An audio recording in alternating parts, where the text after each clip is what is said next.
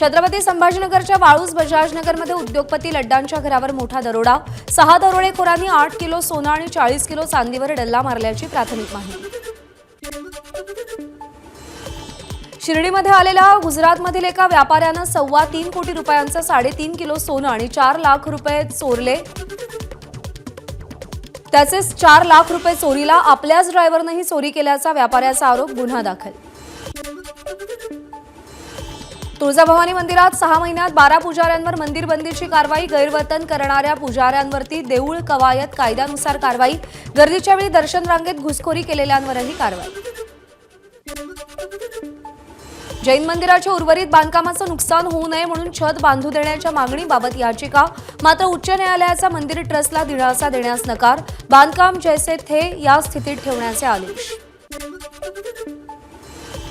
कोल्हापुरातील भुदरगड शासकीय विश्रामगृहाच्या जागा विक्रीचं प्रकरण। महसूल मंत्री बावनकुळेंचे चौकशीचे आदेश। खरेदी विक्री करताना अधिकाऱ्यांनी जागेची चौकशी केली नाही असा आरोप। स्थानिक स्वराज्य संस्थांच्या निवडणुकीच्या पार्श्वभूमीवर भाजपनं तयारी सुरू केली आहे। भाजप आज ओबीसी मोर्चा प्रमुखांची कार्यशाळा घेणार। यावेळी बावनकुळे आणि कार्याध्यक्ष रवींद्र चव्हाण मार्गदर्शन करणार। स्थानिक स्वराज्य संस्थांच्या मतदारसंघ फेररचनेची प्रक्रिया सुरू करा। राज्य निवडणूक आयोगाचे नगरविकास आणि ग्रामविकास विभागाला निर्देश। स्थानिक स्वराज्य संस्थांच्या निवडणुकीसाठी 4 आठवड्यात अधिसूचना काढण्याचे सुप्रीम कोर्टानं आदेश दिले। नव्यानं खंडपीठ स्थापन करा। मराठा आरक्षणाला आव्हान देणाऱ्या याचिकांवर तात्काळ निर्णय घ्या। सर्वोच्च न्यायालयाचे हायकोर्टाला आदेश। आगामी निवडणुकांच्या पार्श्वभूमीवर शरद पवारांच्या राष्ट्रवादीत हालचालींना वेग। येत्या काही दिवसात महत्त्वाच्या पदांमध्ये फेरबदल होणार। विकसित महाराष्ट्र 2047 व्हिजन डॉक्युमेंट तयार करताना नागरिकांच्या सूचनाही मागवाव्यात। मुख्यमंत्री फडणवीसांचे आदेश। राज्याचा पहिला प्रारूप आराखडा 15 ऑगस्टपर्यंत केंद्र शासनाकडे सादर केला जाईल। मुंबईमध्ये नितेश राणे आणि मदत पुनर्वसन मंत्री मकरंद पाटील यांच्यात आढावा बैठक। बैठकीमध्ये ठाणे पालघर जिल्ह्यातील मत्स्य व्यावसायिकांना नुकसान भरपाई मिळण्याची राणेंची मागणी। आरोग्य विभागामध्ये 63 कोटींचा भ्रष्टाचार झाल्याची सामनातून टीका। आजारांवरील लसींच्या साठवणुकीसाठी आईसलाईन रेफ्रिजरेटरीसाठी 33 कोटी तर डीप फ्रीजरच्या खरेदीसाठी 30 कोटी रुपयांचा गैरव्यवहार। महाराष्ट्र शासनाचं अधिकृत संकेतस्थळ तांत्रिकदृष्ट्या अद्ययावत करण्यासाठी आज आणि उद्या बंद राहणार। महाराष्ट्र माहिती तंत्रज्ञान महामंडळाची माहिती।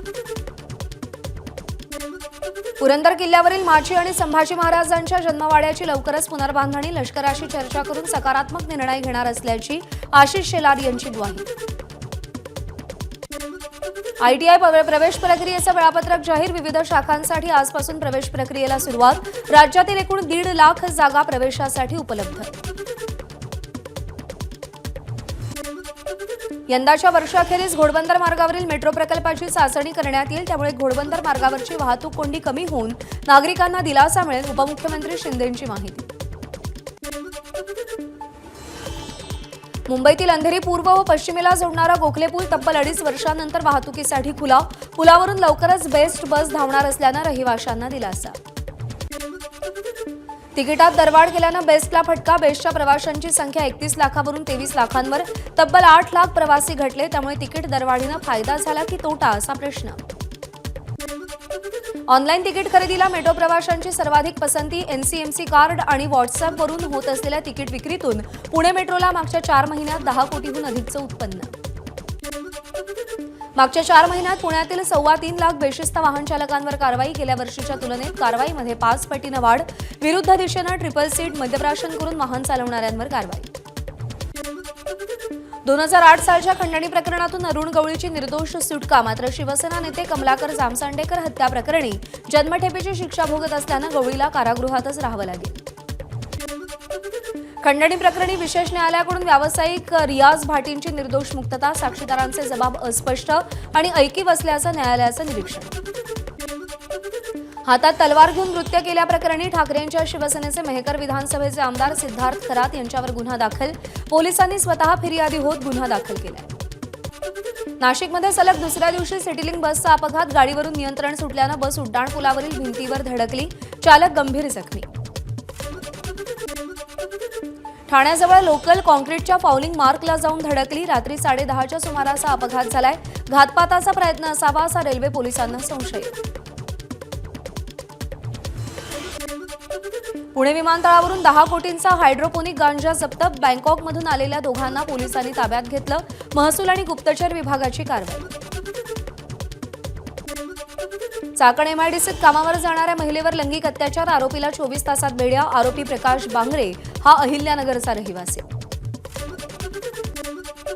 बुलढाण्यात 9 वर्षाच्या मुलीवर लैंगिक अत्याचार. 24 वर्षीय नराधमाकडून अत्याचार करून तिला जीवे मारण्याची धमकी. पिंपळगाव राजा पोलिसांकडून तात्काळ गुन्हा दाखल करत अटक. पावसामुळे बीडमधील नव्यानं उभारण्यात आलेल्या पोलीस वसाहतीतील घराचे दरवाजे आणि खिडक्यांची पडझड. काम निकृष्ट झाल्याचा आरोप. धनश्री बिल्डर विरोधात तक्रारीनंतर गुन्हा दाखल.